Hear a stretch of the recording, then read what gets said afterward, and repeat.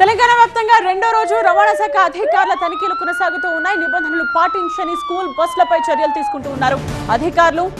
గడిచిన 2 రోజుల్లో రాష్ట్ర వ్యాప్తంగా 1500కు పైగా స్కూల్ బస్సులను తనిఖీ చేసినట్టు జాయింట్ ట్రాన్స్పోర్ట్ కమిషనర్ చంద్రశేఖర్ వెల్లడించారు.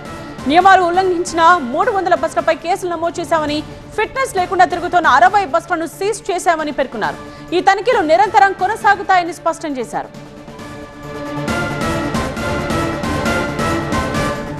తనిఖీలకు సంబంధించిన కంప్లీట్ డీటెయిల్స్ ని మా సీనియర్ కరెస్పాండెంట్ ఏలేందర్ అందిస్తారు.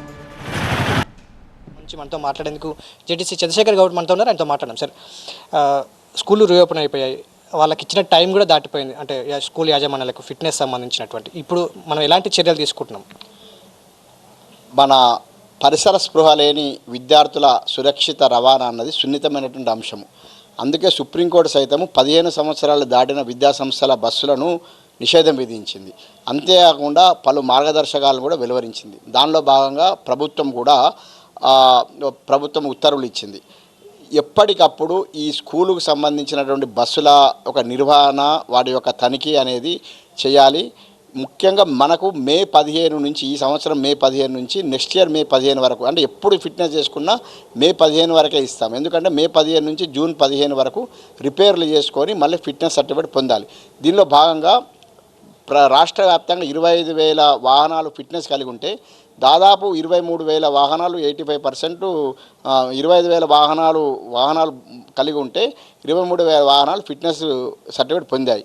మిగిలిన 2,000 వాహనాలు కూడా వివిధ కారణాల వల్ల, అంటే స్క్రాప్ చేసి డేటాలో ఉండడమో లేకపోతే వర్క్షాప్లో ఉండడం వల్ల ఉంటే పర్వాలేదు, కానీ ఆ ఫిట్నెస్ లేకపోయినా రోడ్డుపై ఎక్కితే మాత్రము ఖచ్చితంగా మేము సీజ్ చేయడం జరుగుతుంది. దాదాపు మా 2,000 వరకు, 1,500 నుంచి 2,000 వరకు రాష్ట్ర వ్యాప్తంగా మేము తనిఖీలు చేయడం జరిగింది మా అధికారులు. దాంట్లో దాదాపు 300 వాహనాలపై వివిధ కారణాలు, నిబంధనలు ఉల్లంఘించిన కేసులు నమోదు చేశాము. దాదాపు ఒక 50 నుంచి 60 వరకు వాహనాలు, ఫిట్నెస్ లేని వాహనాలను సీజ్ చేయడం జరిగింది. అదే సందర్భంగా నేను చెప్పేది ఏంటంటే, ఇది బస్సులకు మాత్రమే పరిమితం కావట్లేదు ఈ తనిఖీలు. ఎందుకంటే విద్యార్థులను తరలించే ఏ వాహనమైనా చాలా మనం తనిఖీ చేయాల్సిన అవసరం ఉంది. దాంట్లో భాగంగా ఓమ్ని బస్సులు కావచ్చు, ఓమ్ని వ్యాన్లు, తర్వాత ఆటో రిక్షాలు, ముఖ్యంగా ఓవర్లోడ్తో వెళ్తున్నటువంటి ఆటో రిక్షాలపై కూడా ఈసారి ప్రత్యేక దృష్టి సారించాము. ఈ సందర్భంగా తల్లిదండ్రులకు కూడా నా విజ్ఞప్తి ఏంటంటే, మీరు పిల్లలను స్కూలుకు పంపించేటప్పుడు ఆ ఆటో రిక్షా పరిమితికి లోబడి ఉందా, పరిమితికి మించి ఉందా చూసుకొని మీరు ఆటో రిక్షాను పంపించాలి. లేదనుకుంటే ఈసారి అది ఏ వ్యాన్ అయినా కూడా, ఏ వెహికల్ అయినా కూడా సీజ్ అయితే ఖచ్చితంగా ఒక వారం రోజుల వరకు మేము దాన్ని రిలీజ్ చేసే పరిస్థితి లేదు. ఓవర్లోడ్తో ఉన్నటువంటి వెహికల్, ముఖ్యంగా రవాణా శాఖ కార్యాలయంపై నుంచి కూడా వారికి షోకాజ్ నోటీసులు, మీరు బస్సు ఫిట్నెస్ కలిగి లేదు, ఎందుకు మీరు ఫిట్నెస్ తీసుకోలేదు అనేసి ఒక ఎక్స్ప్లెనేషన్ కూడా మేము అడగడం జరుగుతుంది.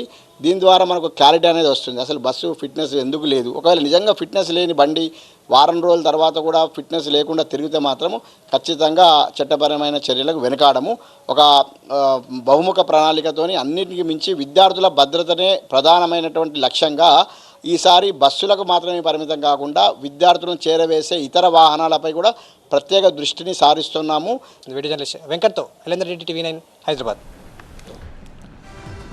మరోవైపు స్కూల్ బస్సులో నిబంధనలు పాటించకుండా పిల్లల ప్రాణాలను పణంగా పెడుతున్నారు. నిన్నటి ఆర్టీఏ తనిఖీల్లో బస్సుల డొల్లతనం బయటపడింది.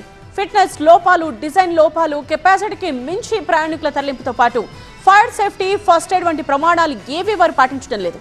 జేడిమెట్ల దగ్గర స్కూల్ బస్ తనిఖీలు జరుగుతూ ఉంటే అప్పుడు ఫైర్ ఎక్స్టింగ్విషర్స్ తీసుకొచ్చి పెడుతూ ఉండడంతో సిబ్బంది నిర్లక్ష్యంపై అధికారులు సీరియస్ అయ్యారు. స్కూల్ పిల్లల ప్రాణాలతో చెలగాటమాడితే స్కూల్ యాజమాన్యాలపై కఠిన చర్యలు తీసుకుంటామని ఆర్టీఏ అధికారులు హెచ్చరిస్తున్నారు.